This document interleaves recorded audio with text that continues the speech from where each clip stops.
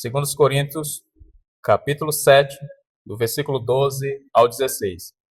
Pela graça de Deus, se assim Deus nos permitiu, o Senhor nos permitir, nós vamos concluir hoje a exposição desse capítulo 7, para no próximo domingo iniciar o capítulo 8.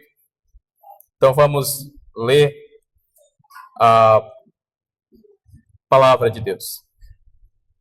Portanto, embora vos tenha escrito, não foi por causa do que fez o mal, nem por causa do que sofreu o agravo, mas para que a vossa solicitude a nosso favor fosse manifesta entre vós, diante de Deus. Foi por isso que nos sentimos confortados, e acima desta nossa consolação, muito mais nos alegramos pelo contentamento de Tito, cujo espírito foi recriado por todos vós. Porque se em alguma coisa me gloriei de vós para com ele, não fiquei envergonhado. Pelo contrário, como em tudo vos falamos com verdade, também a nossa exaltação na presença de Tito se verificou ser verdadeira. E o seu entranhável afeto cresce mais e mais para convosco, lembrando-se da obediência de todos vós, de como o recebestes com temor e tremor. Alegro-me, porque em tudo posso confiar em vós. Amém, irmãos? Vamos orar, queridos. Obrigado, meu Pai, por tua palavra que neste momento foi lida. Que teu Espírito que inspirou estas palavras também possa, neste momento, guiar a tua igreja na exposição da mesma. Que tudo que nós venhamos fazer aqui, ó Pai, seja feito para a honra e a glória do nome de Jesus Cristo. E assim seja feito como diz a tua santa palavra. Que teu Espírito possa guiar essas palavras à mente e ao coração de cada um dos irmãos, em nome de Jesus. Amém. Graças a Deus. Queridos, nós estamos numa tarefa que ela requer de nós fadiga, cansaço, enfado mesmo, como Paulo diz. Aqueles que se afadigam na palavra. Então, é função nossa fazer isso. E domingo passado, nós fizemos a exposição do versículo 11 somente, porque tinha bastante informação, como eu falei aos irmãos, e nesse versículo 11, Paulo, ele abordou aqui pelo menos 7 sinais de um arrependimento genuíno. Como saber se uma pessoa realmente se arrependeu? Como saber se um irmão que congrega conosco, que está aqui conosco, realmente é um eleito de Deus? Como saber isso, irmãos? É possível sabermos? É lógico, como eu falei aos irmãos, as pessoas podem nos enganar, elas podem se parecer como crente, elas podem se vestir como crentes, andar como crente, mas não serem crentes, de fato. Não terem se convertido. Mas Paulo, nesse versículo 11, ele listou 7 características que demonstram, 7 sinais, evidências que demonstram claramente de uma pessoa arrependida. E aí nós tratamos de todas elas, não vou repetir aqui, senão nós vamos gastar tempo com os irmãos, mas o versículo 11 abordou dessa forma. E enquanto ele finaliza essa passagem, e aí nós hoje desejo então, pela graça de Deus, finalizar o capítulo, todo o capítulo, porque o assunto que ele vai tratar agora não diverge muito daquilo que a gente já está falando. Então, Paulo vai falar hoje, eu intitulei dessa forma, a confiança renovada pela palavra da verdade. O apóstolo Paulo, ele estava aguardando ansiosamente por notícias da igreja de Corinto, porque aquela igreja deu ao apóstolo Paulo bastante trabalho. E Paulo escreveu uma carta, ou algumas cartas, especialmente Paulo escreveu uma carta dura à igreja de Corinto. Esta carta ela não foi preservada, nós não temos acesso, ela não faz parte das escrituras sagradas. Paulo escreveu, segundo os estudiosos, 4 cartas a esta igreja. 2 delas nós temos preservadas e 2 não foram preservadas. E uma delas é conhecida como uma carta dura que o apóstolo Paulo escreveu àquela igreja.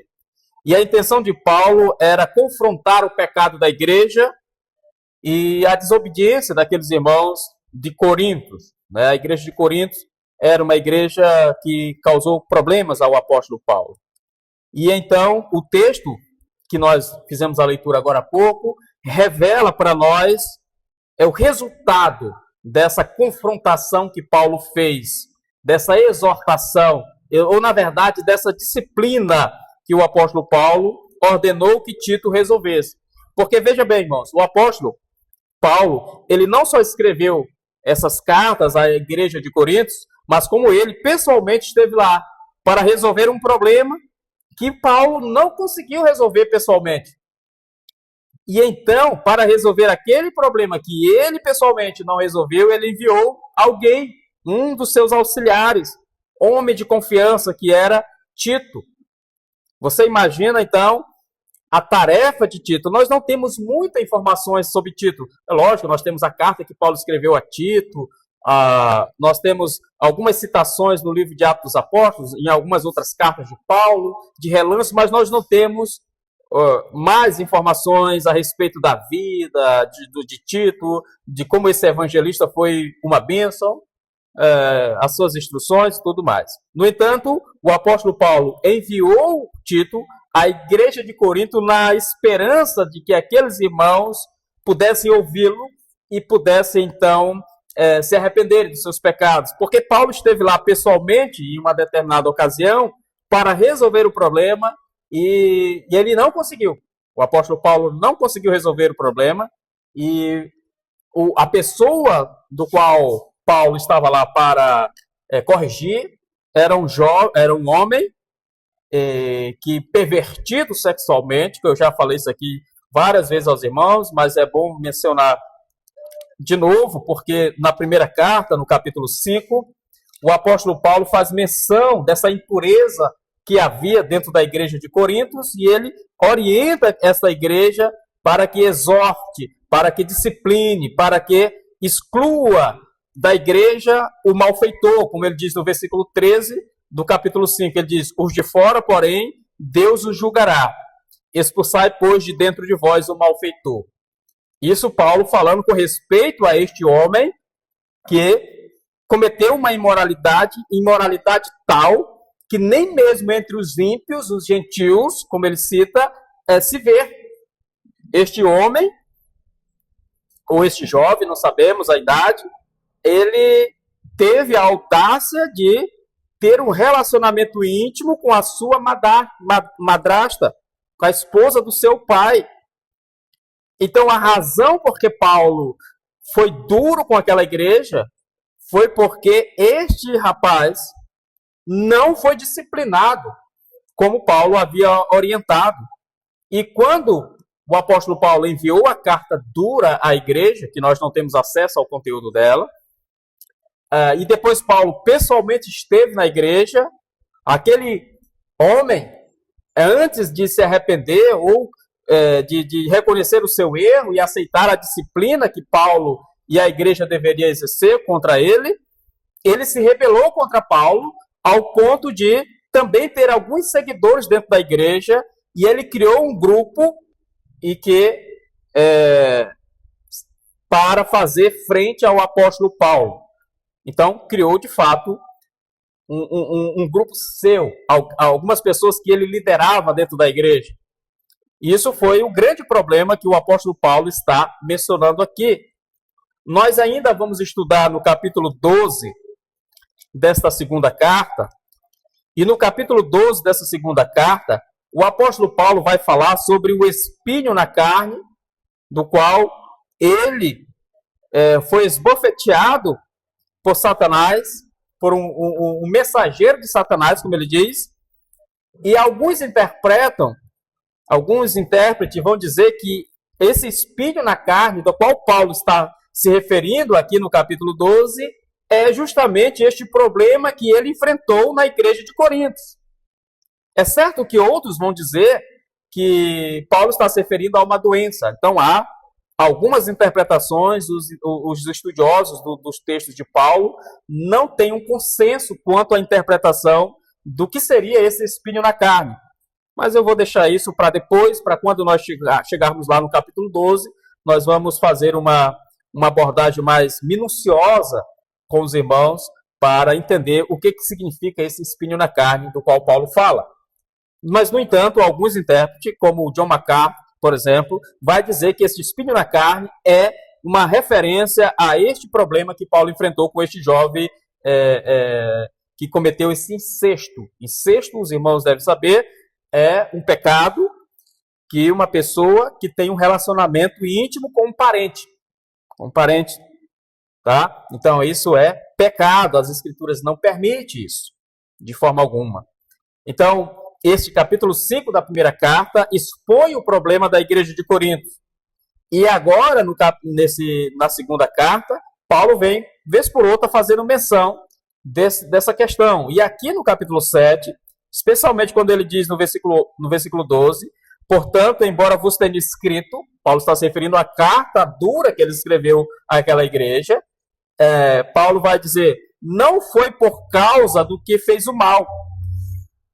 Então, quando ele diz não foi por causa do que fez o mal, ele está se referindo ao homem que cometeu incesto com a sua madrasta, tá? E nem por causa do que sofreu o agravo. Aí Paulo utiliza aqui uma linguagem jurídica, né? Os irmãos, lógico que não tem nenhum jurista aqui, mas nenhum advogado, mas, no entanto, as pessoas falam de agravo, né? O agravo regimental, né?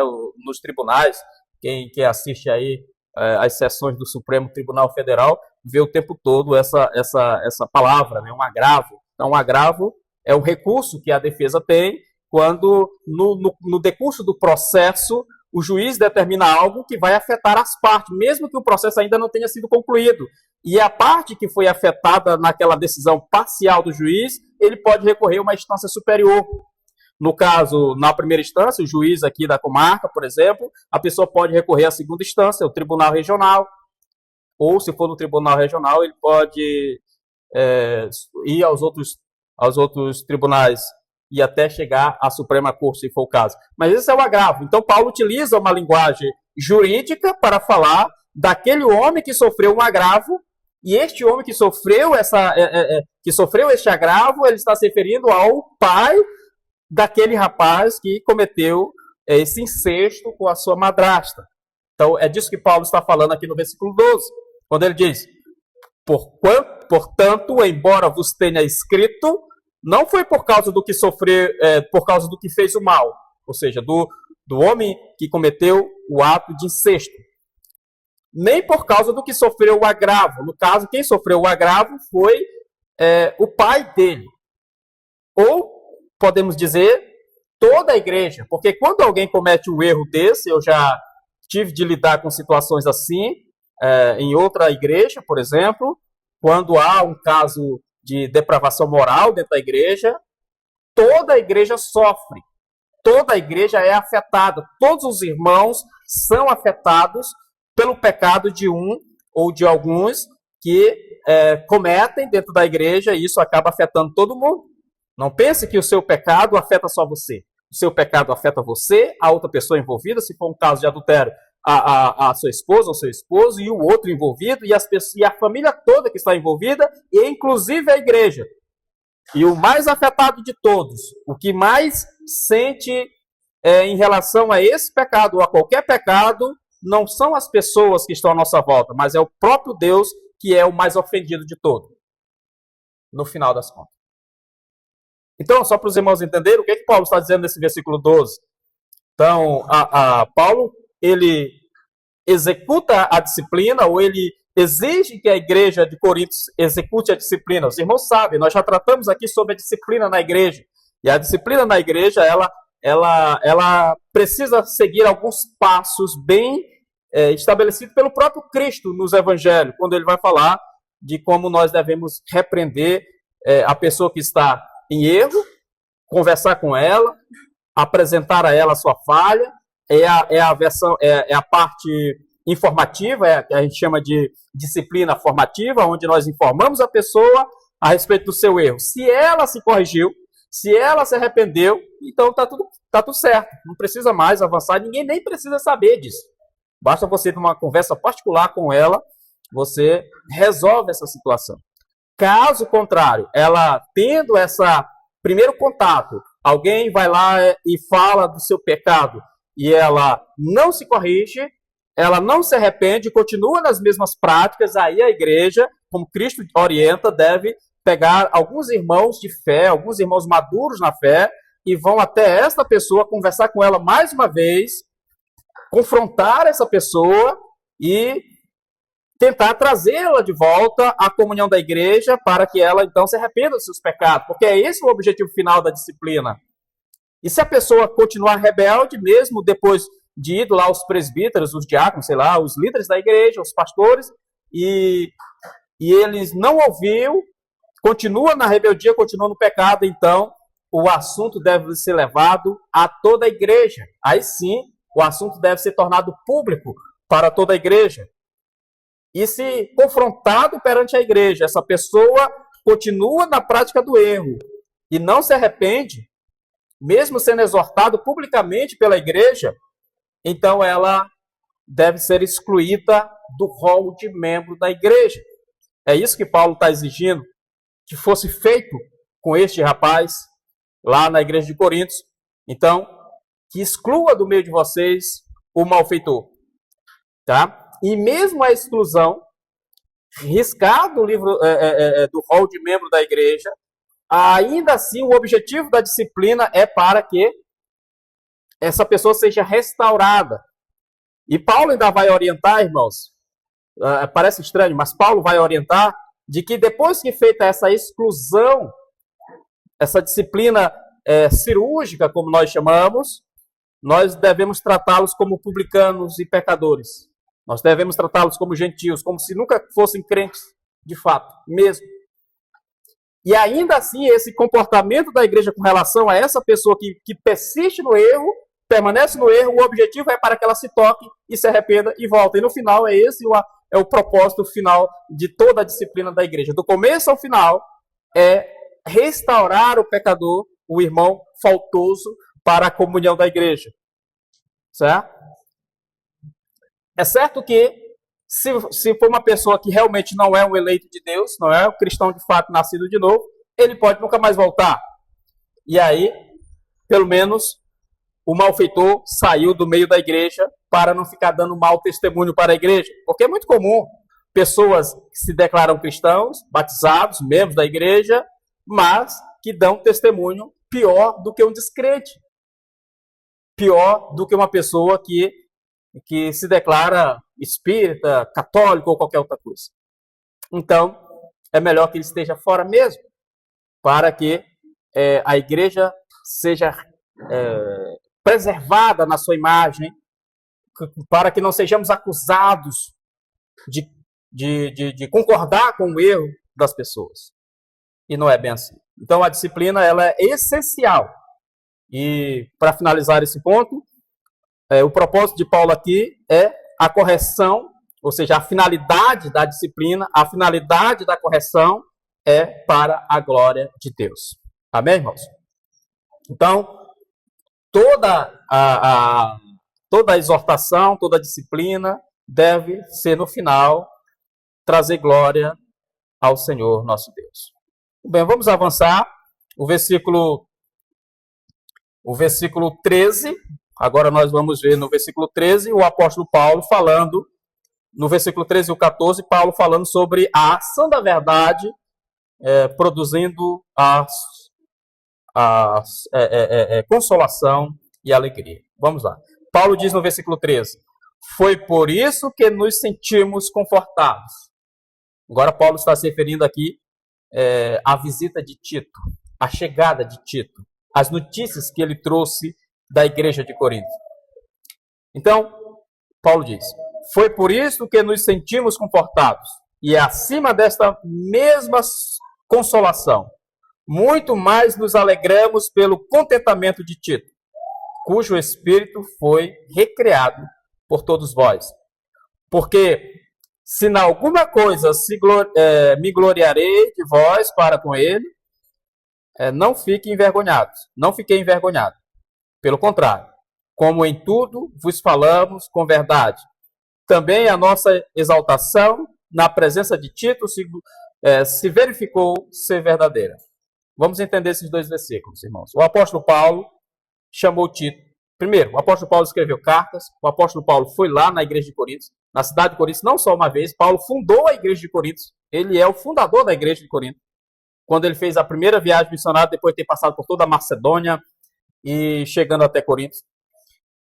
O apóstolo Paulo faz uma outra visita à igreja para tentar resolver o problema e não consegue. Ele é praticamente expulso da igreja porque foi criado esse partido contra ele lá.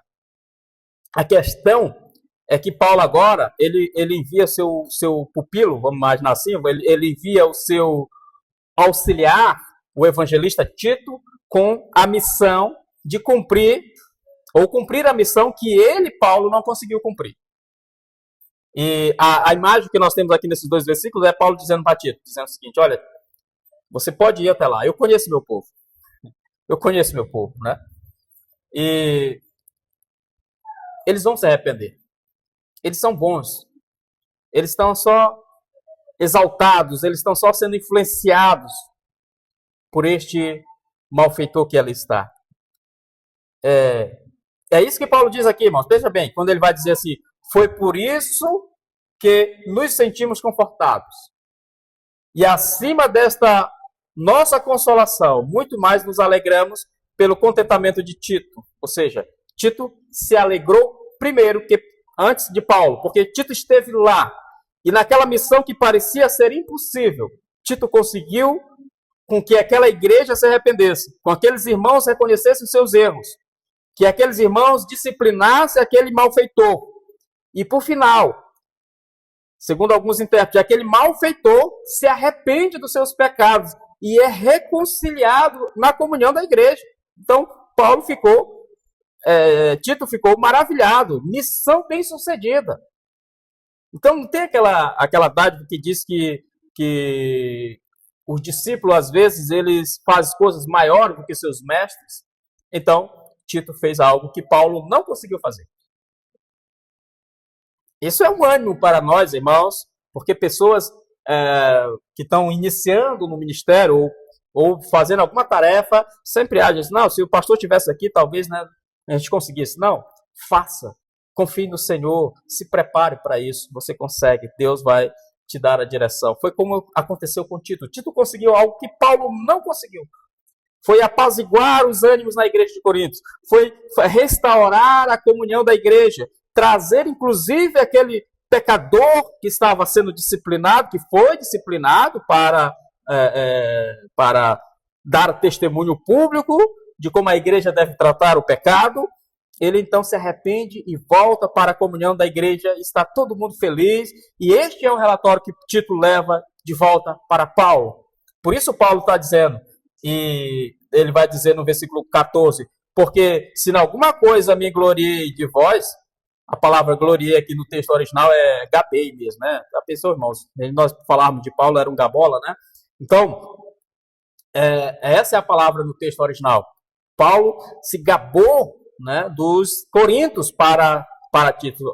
Eu conheço meu povo, vá que vai dar certo, o Senhor vai na frente, o Senhor vai conduzi-lo e vai dar tudo certo. E de fato, e Paulo diz: olha, não me envergonhei, vocês não me envergonharam, seria uma tradução possível, né? Vocês não me envergonharam, eu não fui envergonhado por vocês. Eu disse que vocês se arrependeriam, que vocês iam atender ao chamado de Tito, iam se reconciliar, iam exercer a disciplina corretamente, e eu não fui envergonhado por isso. É isso que Paulo diz aqui. Porque se em alguma coisa me gloriei de vós, para com ele, não fiquei envergonhado. Eu gabei vocês para Tito, e vocês não me envergonharam. É essa a ideia aqui. Pelo contrário, como em tudo vos falamos com verdade, também a nossa exaltação A palavra aqui também podia ser gloriar ou gabar, né? Foi traduzida aqui como exaltação. Na presença de Tito se verificou ser verdadeiro. Ou seja, então, quando Tito esteve presente, aquilo que eu falei para ele, ainda estando ele aqui comigo, distante de vocês, se cumpriu, porque de fato aconteceu como eu disse. Tá? Então, é isso que Paulo diz neste versículo, de forma mais simples, para que os irmãos entendam. Paulo não foi envergonhado. Olha, são crentes, eles estão lá sendo enganados. Irmãos, e a ideia que nós temos aqui nesse texto, lá em Coríntios, o que aconteceu foi que a igreja de Coríntios, ela foi Satanás, o inimigo das nossas almas, se infiltrou na igreja para causar todos esses problemas. E aí a pergunta é como isso é possível, né? Nós temos no livro de Atos dos Apóstolos um exato momento onde Satanás usou um casal da igreja, Ananias e Safira, para desmoralizar a igreja em Jerusalém. Aquele casal decidiram vender um terreno por um valor X, vamos imaginar, e eles então, no caminho para onde os apóstolos estavam reunidos, o propósito que eles fizeram foi: vamos vender o terreno, a propriedade, e vamos entregar todo o recurso da venda para os apóstolos, para que haja mantimento na igreja. Mas quando eles venderam e receberam o valor e foram a caminho de onde a igreja estava reunida, no caminho eles decidiram dar apenas a metade. Foi essa a artimanha de Satanás no coração de Ananias e Safira. E assim eles fizeram. E assim eles foram punidos. Os irmãos sabem da história. Primeiro foi morto Ananias. E depois foi morta Safira na presença dos apóstolos, porque mentiram a Deus. Então, o culto a Deus, eu sempre costumo dizer, irmãos, com base nessa história, é algo muito sério. Tá? Então, na igreja de Corinto, também houve infiltração. Satanás utiliza da infiltração na igreja para poder perturbar a paz da igreja. E no caso de Corinto, através deste problema que surgiu dentro da igreja de Corinto. Às vezes, eu não estou dizendo que Satanás ele tem poder de possessão para com os crentes. Ele não tem esse poder. Nós sabemos que um crente jamais será possesso por Satanás. No entanto, irmãos, eles podem ser influenciados por ele. Essa é a diferença. Tá? Por isso que Paulo é duro quando ele diz, por exemplo, em Romanos 12, versículo 1 e 2, Paulo vai dizer lá: e não vos conformeis com este mundo, mas transformai-vos pela renovação da vossa mente para que experimenteis qual seja a boa, agradável e perfeita vontade de Deus. O que Paulo está dizendo? Olha, não se influencie com as coisas deste mundo, porque João vai dizer que o mundo jaz o maligno. Então, a igreja hoje, nos dias atuais, está sendo influenciada, infelizmente, por pensamentos diabólicos e correntes demoníacas que estão dominando o mundo. E, infelizmente, a igreja está se associando com esse tipo de coisa, praticando essas coisas, e às vezes as pessoas nem percebem.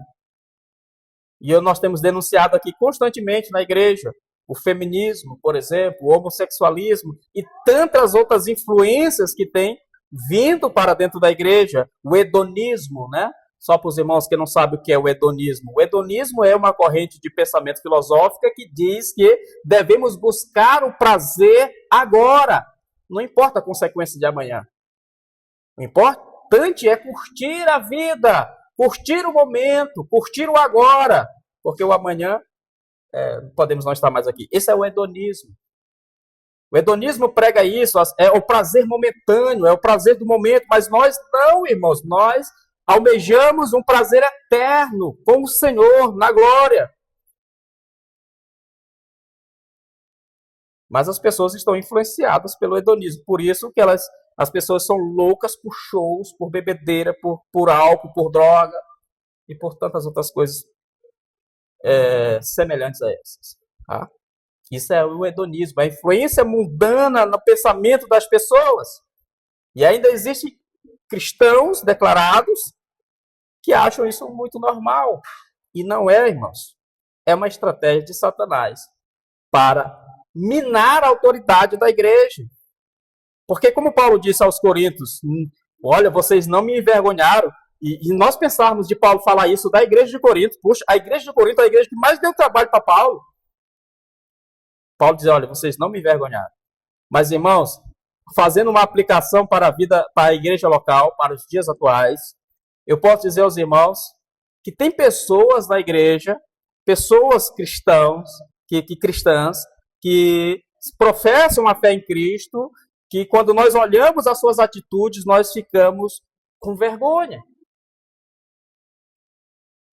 Nós nos envergonhamos. Diferente do que Paulo disse para aquela igreja de Coríntios, vocês não me envergonharam.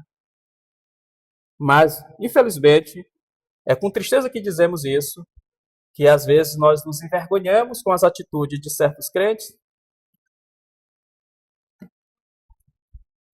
Versículo, para finalizar, irmãos, o versículo 15 e o 16.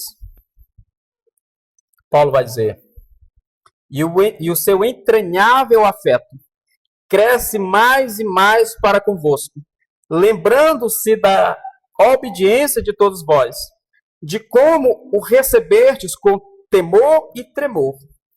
Alegro-me, porque em tudo posso confiar em vós. Em tudo posso confiar em vós.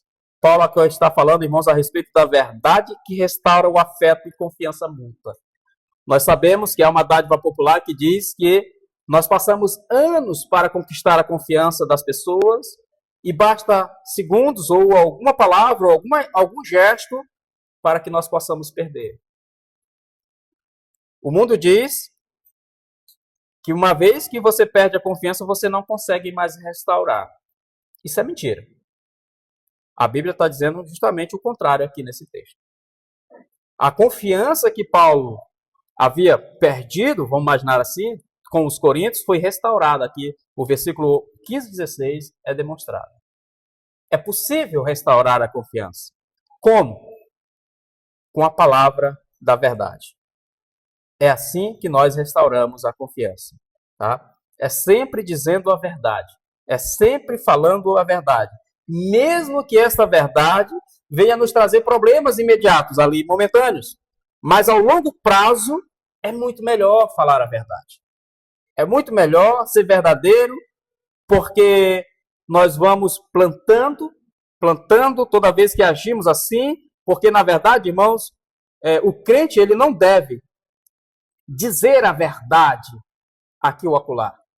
O crente ele deve viver na verdade. É totalmente diferente. Tá? Nós vivemos na verdade, porque para nós a verdade não é um conceito filosófico. Para nós a verdade não é uma ideia. Não, para nós a verdade é a pessoa de Cristo. Jesus diz, eu sou o caminho, a verdade e a vida. Ninguém vem ao Pai se não for por mim. Quando alguém pensa que, eu encontrei a verdade, não. Quando você suspeita que encontrou a verdade, na verdade, foi a verdade que encontrou você, porque a verdade é Cristo e ele nos amou primeiro. Foi ele que foi em busca dos seus verdadeiros adoradores. Por isso que é dito que quando os filósofos estão subindo a montanha em busca da verdade, quando ele chega até o topo, os crentes já estão lá, os cristãos já estão lá, os teólogos já estão lá. Porque para nós a verdade não é uma coisa que se busca. A verdade é que nos busca, é Cristo. Nós fomos alcançados pela verdade. É totalmente diferente. Então devemos viver na verdade. Então essa verdade, ela, como Paulo diz aqui no versículo 14, pelo contrário, como em tudo vos falamos com verdade, também a nossa exaltação na presença de Tito se verificou ser verdadeira. Ou seja, o apóstolo Paulo não conquistou os coríntios massageando o ego deles. Paulo não fez uma palestra motivacional na igreja. Ou Paulo não disse para Tito, olha, chegue lá com calma, não vá lá com um discurso muito pesado, fale algo que agrade a igreja, massageie o ego da igreja, faça um quebra-gelo para que a igreja... Prepare uma música bem elaborada para que a igreja fique animada, dê um salto, uns gritos, alguma coisa assim. Não, nada disso, irmãos. O que Paulo fez, e certamente Tito replicou, foi pregar para os coríntios a verdade. E somente a verdade. Foi isso que restaurou a igreja de Corinto. E não foi a passada de pano, como se diz, ou massagear o ego da igreja, ou fazer um evento estrondoso para que a igreja fique ali como que anestesiado, com uma injeção, como se fosse uma droga, porque quando acabar o efeito daquilo é necessário fazer outro. Como nós veremos agora, a cidade, uma igreja da cidade está promovendo uma grande festa. 8 dias de festa. Mas aí, quando eles terminarem esse período de 8 dias de festa, eles já estão preparando uma próxima, porque essa injeção que é colocada na mente das pessoas que vão sair de lá dizendo, olha que culto maravilhoso, que pregação, que cantora, que bênção, né? Que sabor de mel, né? Aí isso passa. Quando há uns 15 dias, um mês, aí as pessoas começam a cair a ficha e sabe que que as tribulações elas permanecem. Então, só que eles precisam fazer outro. Precisam trazer um outro missionário, uma outra pastora, um outro pregador de fora, para poder dar aquela outra injeção de ânimo, para poder manter o povo engajado. Ativismo religioso. Todos os dias. Eu fico imaginando como seria o marido dessas mulheres que vão estar todos os dias na igreja. Como vai ser o almoço na casa delas, como é que vai estar a louça na pia, como é que vai estar os afazeres de casa. Esse povo engajado a semana toda na igreja. Meus queridos, isso é apenas ativismo religioso. Tá?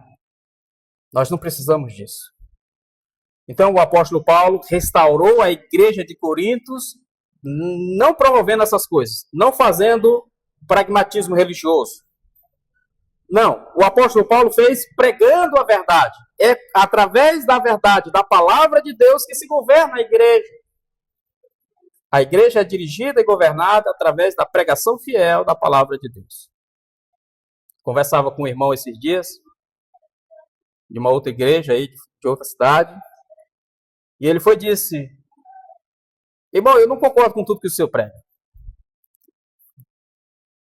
E mandou um texto lá, várias coisas, e eu fui refutando um por um. E quando chegou nessa parte, quando ele disse que não concordava com o que eu prego, ou com algumas coisas que eu prego, e eu fui disse, você não precisa concordar com o que eu prego. Agora você tem que fazer igual aos crentes berianos, você tem de examinar nas escrituras para ver se o que eu prego está lá. Porque se estiver, você é obrigado a aceitar. Agora, se não tiver, e eu tiver interpretado o texto errado, aí o problema é meu com Deus. Eu vou ter de prestar conta a Deus. Agora, se eu interpretei o texto corretamente, se eu apliquei a palavra corretamente, se eu preguei corretamente, o problema é daquele que ouviu e não cumpriu. Aí eu mandei para ele. Foi o jeito. E depois, ele mesmo republicou a minha postagem. Mas é assim, irmãos. Porque a gente tem que dizer a verdade para as pessoas. E dizer a verdade para as pessoas não é odiar as pessoas. Quando nós dissemos a verdade para as pessoas, é uma demonstração de amor. É como o pai que não disciplina o filho. O pai que não disciplina o filho é porque não ama. Então nós precisamos disciplinar quando for necessário, porque esta é uma demonstração de amor que o pai tem para com o filho. A maior demonstração de amor que o pai tem para com o filho é cuidar dele, logicamente, mas manter ele sob rédea curta. Disciplinar. A melhor demonstração que um homem, que uma mulher pode dar para com seu marido é ser submissa a ele. A melhor demonstração de amor que um homem pode dar para uma mulher é morrer por ela. E a maior demonstração de amor que um filho pode dar para com seus pais é obedecer a eles. É assim que a Bíblia diz. Não precisa você estar fazendo, como antigamente, né, um carro de som na rua, fazendo declarações de amor. Não precisa nada disso. Você quer demonstrar o seu amor pela sua esposa, por exemplo? Faça com que ela entenda que você dará a sua vida por ela, se for preciso. Você quer demonstrar o seu amor para com seu marido? Seja submissa a ele. Você quer demonstrar o seu amor pelos seus pais? Obedeça a eles. Você quer demonstrar o seu amor para com seus filhos? Mantenha eles sob disciplina. Tá? Então, o apóstolo Paulo demonstrou seu grande amor para com aquela igreja, mantendo aquela igreja sob disciplina, dizendo àquela igreja a verdade, para que eles se arrependessem. Esse era o propósito de Paulo. E isso aconteceu, e Paulo ficou extremamente feliz porque isso aconteceu. E ele vai dizer no versículo 15, e o seu entranhável afeto cresce mais e mais para conosco. Irmãos, a palavra que é traduzida aqui por entranháveis, parece estranho o que eu vou dizer, mas a própria palavra que está na minha Bíblia aqui está dizendo isso, né? É das entranhas. O texto original é isso. Porque na mentalidade antiga, povo de Deus do passado, as emoções, a sede das emoções são as nossas vísceras, né? São os nossos órgãos internos. Por isso a Bíblia fala de todo o coração, né? Mas poderia ser uma tradução aqui como o seu, sei lá, vamos lá imaginar, como o intestino, é mais do intestino, do íntimo, né? É muito estranho, né, irmãos, para nós. Mas é isso que a Bíblia diz no original. Tá? É você amar intimamente, no íntimo. Quando você sente uma emoção forte, você se emociona, não sei, eu acho que normalmente é assim, você sente um calafrio no estômago, na barriga. Não é isso? É porque, para o povo judeu, essa ideia do amor, né, do afeto, é algo que vem de dentro. A gente sabe que é a mente, tudo é mente, né? Hoje a gente sabe que tudo é mente, mas para eles era dos órgãos internos. Isso, por isso a palavra entranhável, né? E o seu entranhável afeto íntimo cresce mais e mais para convosco, lembrando-se da obediência de todos vós, de como o recebestes com temor e tremor. Eu já falei com os irmãos sobre isso nos cultos passados, sobre tremor e temor. É uma referência ao amor de Deus, que nós devemos ter a reverência, o respeito pelo Senhor, toda a reverência a Ele. E tremer aqui é a ideia mesmo de temor, né? A ideia de fobia, né? A palavra no texto original é fobia, né? A gente tem medo, né? Aquela coisa, medo de palhaço, medo de escuro, medo disso, medo daquilo. São pessoas que já é algo incontrolável, né, para as pessoas. Mas a ideia aqui não é esse temor no sentido de um medo de Deus, nada disso, irmão, mas é o respeito que nós temos por Ele e tremer no sentido de que nós sabemos que Ele pode nos punir e nos castigar, mas mesmo assim Ele é um Deus de amor e de misericórdia para conosco, e nós tememos e trememos na presença do Senhor, e deveria ser assim, sempre. E aí Paulo finaliza com a grande versículo, grande frase, quando ele diz, alegro-me porque em tudo posso confiar em vós. Irmãos, que final, né? Como diz os espanhóis, né? É o grande final. Aqui, Paulo diz, alegro-me porque em tudo posso confiar em vós. Depois de todos esses problemas que Paulo teve com a igreja, depois de ter padecido com aquela igreja, sofrido perseguição dentro da própria igreja, de ter enviado cartas, de ter sido recusadas as recomendações de Paulo, agora Paulo, diante de uma igreja que agora está arrependida, mantendo comunhão com ele e com os seus auxiliares e com a igreja, então a igreja agora arrependida, porque o arrependimento causa isso, provoca isso, então agora Paulo se alegra e ele pode confiar neles. Lembra do que eu falei agora, que as pessoas dizem que quando nós quando nós perdemos a confiança de alguém, não se recupera mais? Isso não é verdade. Paulo diz, em tudo posso confiar em vós. Porque a confiança foi restaurada. E a confiança só pode ser restaurada com a verdade, com a palavra da verdade. Amém, irmãos? Alguém pode ter errado conosco, claro. Mas nós devemos dizer a verdade para essas pessoas, para que elas se arrependam, para que elas voltem, para que nós mantemos comunhão com elas novamente, ao ponto de nós dizermos a mesma coisa que Paulo disse, agora eu posso confiar em você. Porque você se arrependeu. Que Deus em Cristo, irmãos, possa abençoar os irmãos nesta palavra. Nós vamos orar ao nosso Deus, vamos agradecer ao Senhor. Vamos orar, irmão, de pé, e vamos orar ao Senhor.